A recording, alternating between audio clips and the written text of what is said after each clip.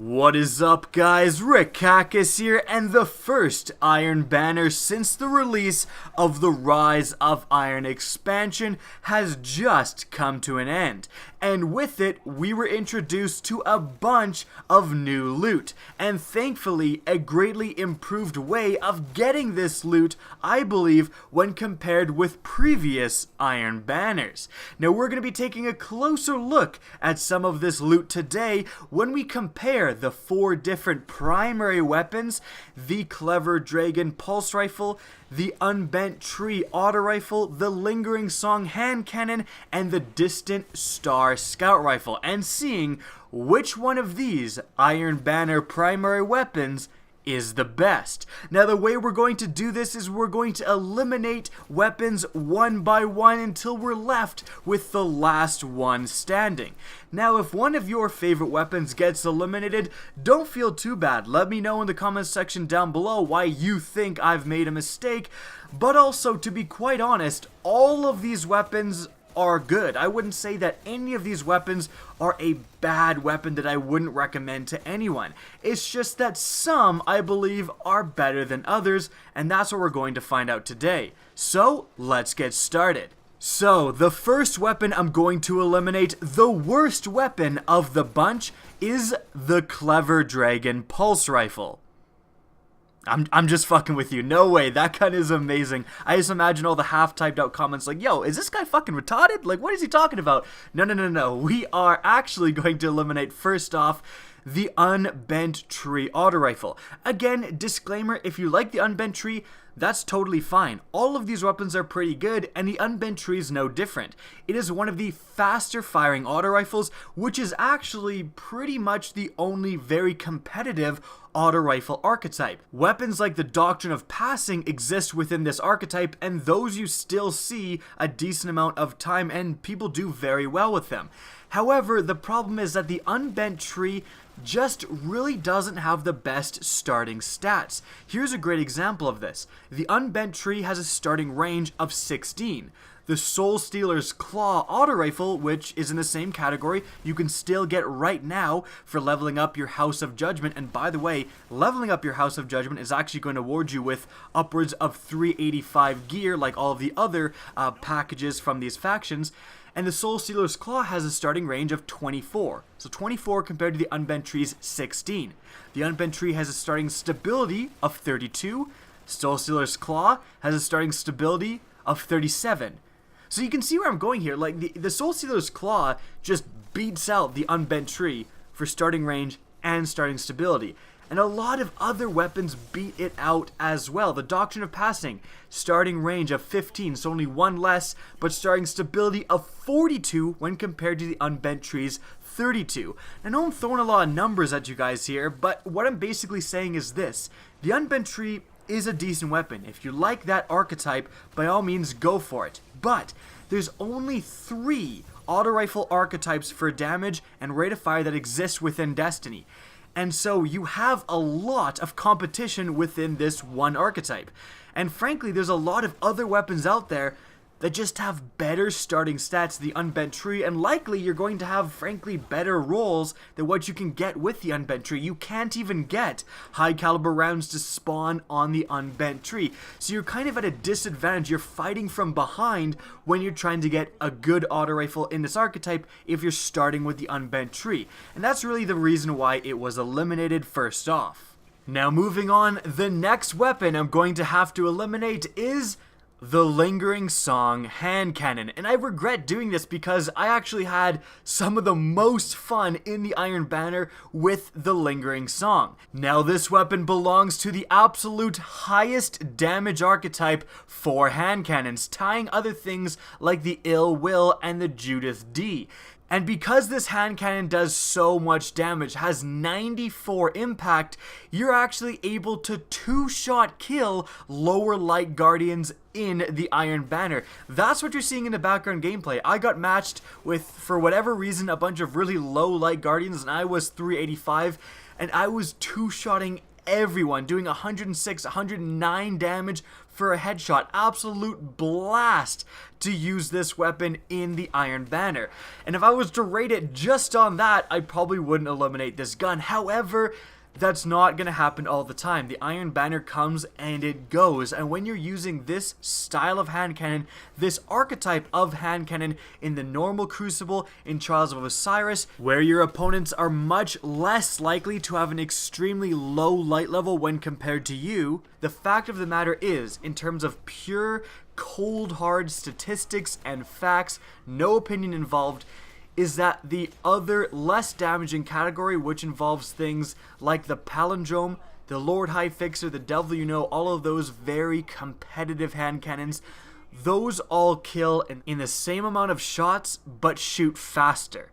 So their time to kills are just straight up better, and therefore they're just more competitive.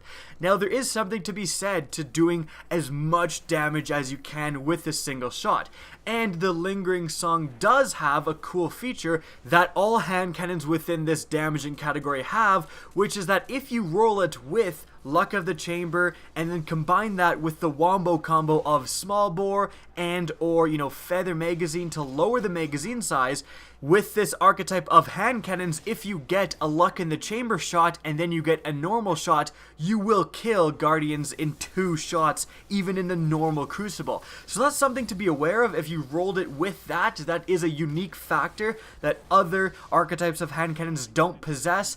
But if you've rolled it with pretty much anything else, like me, I have a pretty damn good roll, rifled barrel, then we've got high caliber rounds, and then we've got third eye, like, pretty damn good roll for a hand cannon, but it's just not going to be as competitive, as fast to kill, and reliable as other hand cannons like the Palindrome.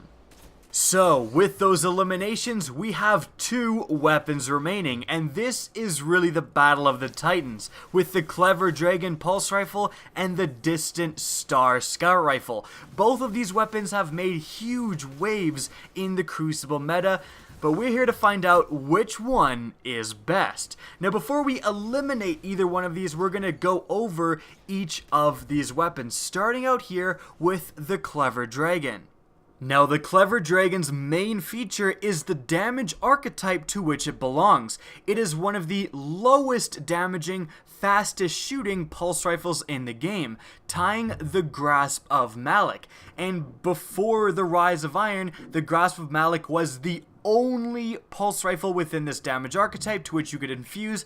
Now we've got the Clever Dragon, the Waltz, and the Grasp of Malak. This damage archetype is incredibly powerful, allowing you to melt your opponents with your extremely high rate of fire while still maintaining good damage and range.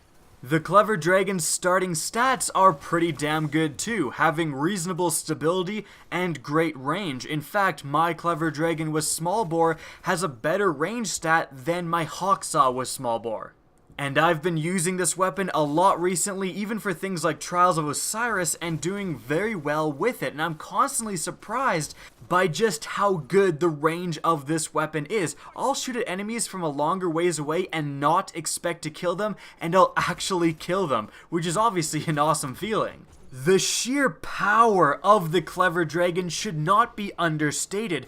Because it belongs to that high rate of fire damaging category, it doesn't suffer from one of the main downsides that other pulse rifles suffer from. Pulse rifles will let you put highly accurate bursts on enemies, and if you're able to get all headshots, or mostly all headshots, you can melt opponents. But if you miss, if you get body shots, you're in a lot of trouble, because firing an extra burst can be very problematic and really hurts your time to kill, especially as you move higher up in the damage categories. But with this lowest damaging category, you still maintain that amazing potential to melt opponents if you land all headshots, and you're still putting very accurate bursts on enemies with this weapon.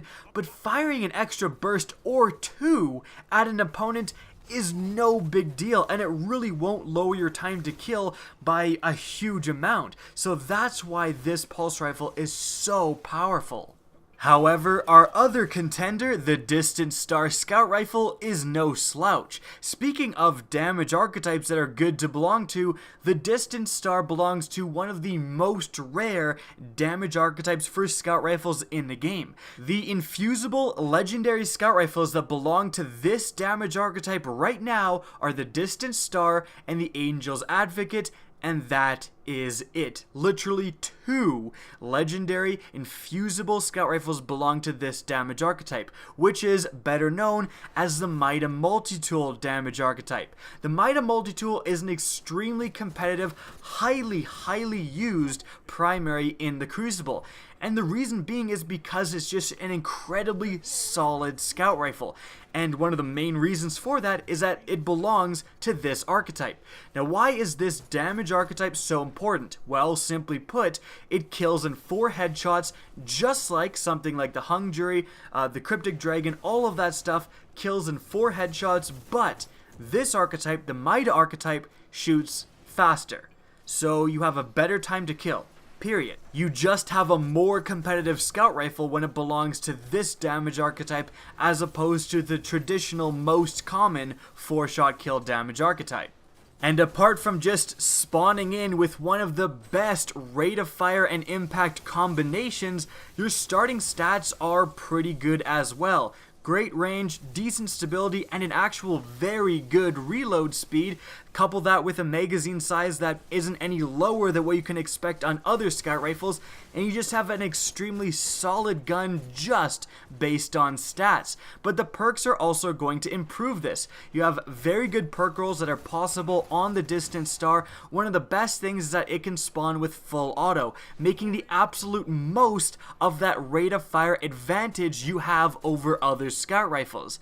And if you don't want rate of fire, you can pick high caliber rounds instead, massively increasing your potential to win long range gunfights. And the Distant Star I have with full auto and hand-laid stock is functioning very well at longer ranges, to which a scout rifle should, but also I'm able to use this thing in closer ranges than I would usually be comfortable using a scout rifle in. It's just fantastic. And frankly, with these last 2 weapons, with the Distant Star versus the Clever Dragon, we're not really comparing weapon versus weapon, we're comparing gun type versus gun type, because both of these weapons are top tier in their classes. You could make the argument that the Distant Star is the best scout rifle in the game. You could also make the argument that the Clever Dragon is the best pulse rifle in the game. So really it just kind of boils down to scout rifle versus pulse rifle. And I think that the winner is the Clever Dragon pulse rifle. So we're going to eliminate the Distant Star. The reason being is simply because I prefer the Clever Dragon more. I just like it more. I feel that a pulse rifle, especially this archetype of pulse rifles, is just in a very competitive spot right now. It just melts people. This Distant Star is no joke. It's one of the most consistent and one of the best weapons I've ever used, but the Clever Dragon just barely edges it out. It has, I believe, just the higher potential when it comes to a primary weapon. Now that is of course my opinion on the matter that the Clever Dragon is the best Iron Banner primary. However, if you were to disagree with me and say that the Distant Star is better, I couldn't even really necessarily argue with you because these guns are so close.